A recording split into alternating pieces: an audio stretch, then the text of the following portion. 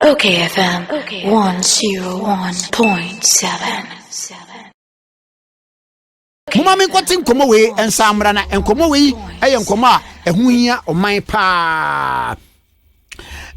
Muti ya yesi managing director bi aye friend no eja beeko na eja beeko nsusu no asem akwakopie mu ni se eja beeko what ni resignation letter akoma eye mampani na what ni resignation letter koma mampani a eye edie be ade nti na wode akoma no na no ne ye ba betwetwe ehun so enkomo na wofa ABC News wa ABC News so de betom de obetom say Mahama and his boys in 4.5 million energy deal scandal. Na mibusa na asemiti say wade miagaza menua John Jinapor MP yape kusa ni mfoni ababeto wade mampani John Dramani Mahama ni mfoni ababeto en wade yewura Dr. Kwabena Donkor mfoni ababeto en wade nkane health minister yewura Setekpe mfoni ababeto na asam no pa no miagaza menua John Jinapor wonim hu de yene no enkotwetwe enkomo menua John Jinapor aye former deputy minister for power. Oyine me watching about okayfm so. We just menua lockdown today. Lockdown boko. Me mo no nam sa aka da ene me hwe na aka ayi. Konku 4. Ba me ye strategic. Eya na ma sheda ne oba nde akonchena fam 1 week. Any very attractive plan. Yo, menua na no ne wu nkrata bi wa abonten se papa bi a yefre na asante beeko MD for tour what in resignation letter akwa mampani na ansa na no na krata bi fra brochira ba indict ne se ne hu for mu e wo bribe tua bi 4.5 million dollars na sami ba yi yesi hyaase wo mo pen so ene ABC News kura de abase mo kura se mu for mu asem no se pa na wuni mu wo ho na asem no esisen Rabina me check for you now. First of all, me kasama sa Asante Bakwe, I'm not his spokesperson. Okay. Omampani Akufado and appointed as MD for tour. Ono ne nim ni ntia or appointed no as MD for tour. And this one ye pese hu ni ntia or appointed na I'm sure say Omampani ne empanyi for ne spokesperson a bit much.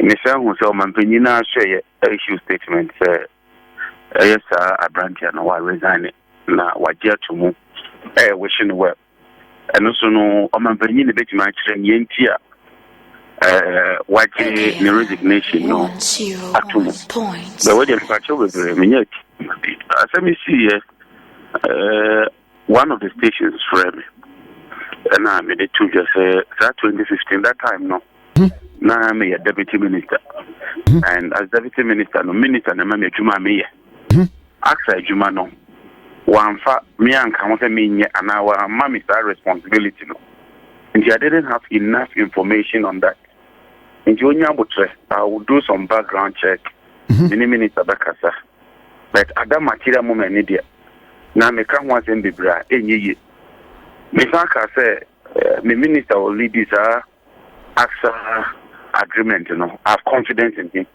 The GP said, well, you're Jumapa. Those were my words. I said I have confidence and I believe that he did due diligence. And it went through the whole process.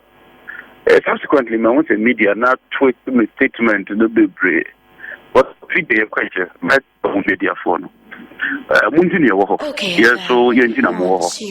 Asemba, mona mama crime execution. Na Ghana for a making informed decision. Intina me di kan di anu atuja ABC Jinapor betrays Kwabena Donkor ba ko Jinapor reveals the identity of person who negotiated AXA deal. The minister is responsible for the ministry. Minister never call parliament. Minister never call cabinet. Your public knowledge. Indeed, me expose the minister, me reveal Sometimes people deliberately want to create a wedge between the minister. I still maintain, sir, based on the facts and the information and one, the minister did a good job. But clearly, sir, I mean, part of that responsibility. How are you? I'm an MP. Okay, thank you. Thank you very much. Whatever time you sorry, why? Mati. My name is John Jinapor. MP for Yapeko Sogo. Okay, thank you. Carry on. See you. With the checkpoint in the I me boys na here, Juma. And I just thought a video question me fan to just if I didn't have responsibility for that schedule. Now I framing I mean need facts now. I can't just speak to it until I get the right information from the minister. Deputy what Juma say Minister Mawa Juma no we are no other reporting. The Juma is where also. Minister Jimmy for Juma my deputy. And if I wasn't given that responsibility between 2015 now, I don't think I'm a company. 2016 as a September, no. He asked me to continue to work on that way, including Axta Neo Makano. And I did a briefing, everything, and reported back to Honorable Tepe. But Ashimbi will be, and I'm ready to take it now. Now, Mammy Radie, sad deal no pa, na won't share say. And yeah. Okay, but sorry. And I have a question. Back one for Bisan said, Sao Ura Asante Bekunu. One appointed the year bay. Into two questions. Did net any same pa. And now Asante Bekunu sono will be real mu year bay. One appointed. The name you appoint here, Asante Bekunu. It made a name in ministry, no. Any aksana air delay. Because now you were emergency power situation. Any emergency power. The AXA no, a panta na a modular plan. So a modular plan is any plan about Kokesi about Kwan. A do an ending in about 18 as a 17 megawatt plan, about 22 of them. Na ye ni omo yen share se omo so ya se. Plant neighbor na for just 5 years. Approval no about I think 2015. Inti mene okasa kra de na chester da bia yedru no. There's almost bomb my way ya and it's a strong in nature no. We come to Parliament as it say on it on 17 July 2015. And Omomasa approval for AXA deal no. Genome is only for 5 years. Now, it's one of the plants that was the lowest capacity charge. The capacity charge is lower than Pen Power, it's lower than Senate, it's lower than America, it's lower than most of the plants. And you know, near minister normally of any sort of for many a friend no negotiating team.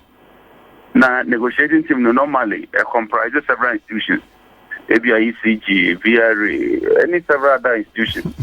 If you were a pure force, we will make them.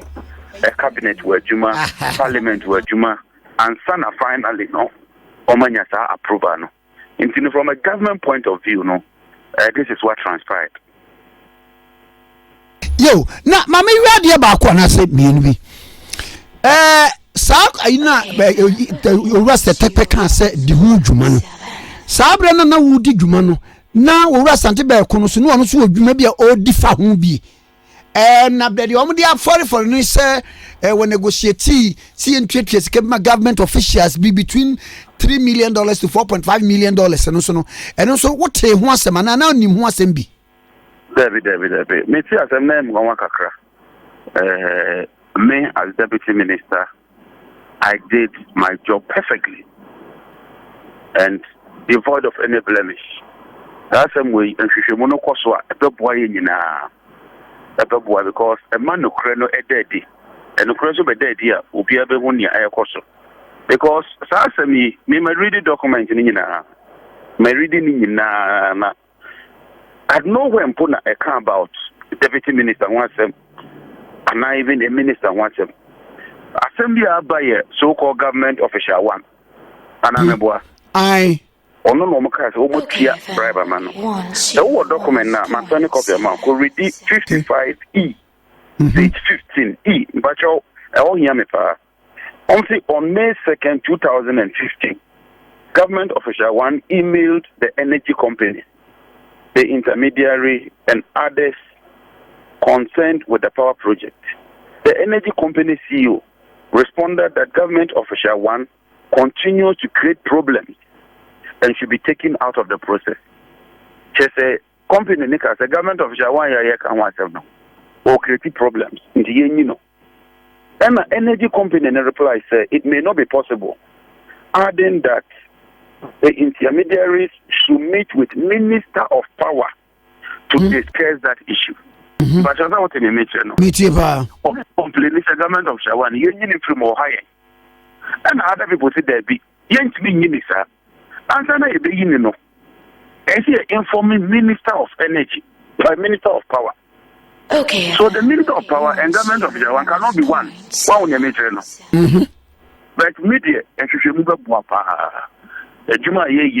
we must be ready for accountability. We must be ready to answer to our stewardship. We are innocent. Not why you don't find Tanya man eba emu Ebiaba America ba we have a ninja in maybe a cosia. You know, say yes, you have a shima. Me, I welcome that. Na and Ukraine daddy. But let me put on record, say we did an excellent job. We worked very well, and I hold the view based on briefing and so far. The Minister, Honorable Dr. Donkor, in my opinion, from all the information I gathered, he served the nation well. Okay, and nowhere did you hear or did you cite a document? Sasi kai womu anase bimpokura na womu broadcast di no wote esi adabi yesi sika bi na nkofo bi omu fronto ye no womu tria sika bi ema nipa bi. Debbie at all. I mean that shouldn't even be my job. Maybe the minister may serve it on mine or serve it on mine. That's what the minister does. The uncle between even between America and the citizen. Our more claims that were breachy processes. The man no crowd most no is supposed to have bribed some people. No, what deny on yeah. I'm not holding brief for him, and I'm not holding brief for anybody. Yes, as I'm only going to be able to boy. Aye, it is a show because fine. Maybe be a no credit, no, yeah, the no credit. But mere allegation there. The allegation there, we are allegation to wait when you I maintain that there is no wrongdoing on our part. Me, as John Jinapor, we're doing the message. The nature of the nature of the case, you know, if a Ghana for and I say security and exchange commissioner Wabru Chilino and woman send the payenya. What case media said for ne Zanipaya or say US citizen and Enya. And as Zanipaya to say, Niamoka and Yanokre, meaning to mo, and to be challenging in court. And court processes there. Until the court, maybe you know. You want to mean, I say, security for neck and a credit, and I say, we neck and a credit. I'm sure the legal system, no, they are good and they'll be able to deal with some of these issues. But clearly, no, and some of these things, you must allow the law to take its course. Wasteti Wakra was saying, meanwhile, in response to the bribery allegations leveled against him, Mr. Berko in the press release on Tuesday has said that such claims are false. He stated categorically that he has not paid any bribes to government officials, members of parliament, nor any officials of parliament. He had no contract with members of parliament nor officials of parliament regarding the approval of the transaction. Thank you. When that everybody the MP struck out. No, your boy MP is the case name. That's what I'm saying. I was MP. Was on tears Gabia? Yes. But you know, because of the politics, normally people look at you, the executive. But clearly, no, media, and Ukraine, woman, the education, and it's as simple as that. this is not the time I make Kasama where now Kasama now be you see. I maintain that we did a very good job. Dr. Donkor went through the whole process as minister. And the minister here, Juma, that's the right thing I want. Maybe I won't care here. And I'm saying, read the document and read the 55E na America. But once they said government official one, no, who number for started body, but I took time and read it. Because Omar said they should bring government official one and the conduct, to the minister of power. So how can that government official one still be the minister again? Logically, it's not possible. Debbie. It's not possible. So because a young report will be conduct, Emma, it means that we're dealing with two different people. But like I said, look, let the Lord take his course. Let's do the right thing. We should want to Nindina no a boy or mine. Mikael Mary before you never be free. I'm married, pan other day. I'm married. You know, as for accountability, all of us, public servants, we should be ready to account for our stewardship. We should be ready to help. But it must be done in a fair and transparent manner. It must be done in a fair and transparent manner. Okay. And yet, Madam se pa na minimsa fena and some no air boba na bibiania. You ever say afro na you know what the incommodation. I hope again. Because I'm saying Katabium, but sometimes you must also clear the air. Nobody would, out of mischief, try to misinterpret the work and you. And I'm angry, but that's the hazard of the job too. Once you agree to be a public servant and not to serve the political cause, no, especially in an election year. We someone know the number. Especially on social media, but we will continue to serve the nation. Yes. It's also as more minor. Yeah, from and we'll continue to do that. That's the Bribery. As a pa, on young for John Jinapor, MP for your Pekusau, and the other check on okay 101.7. So patch out TA. OKFM 101.7.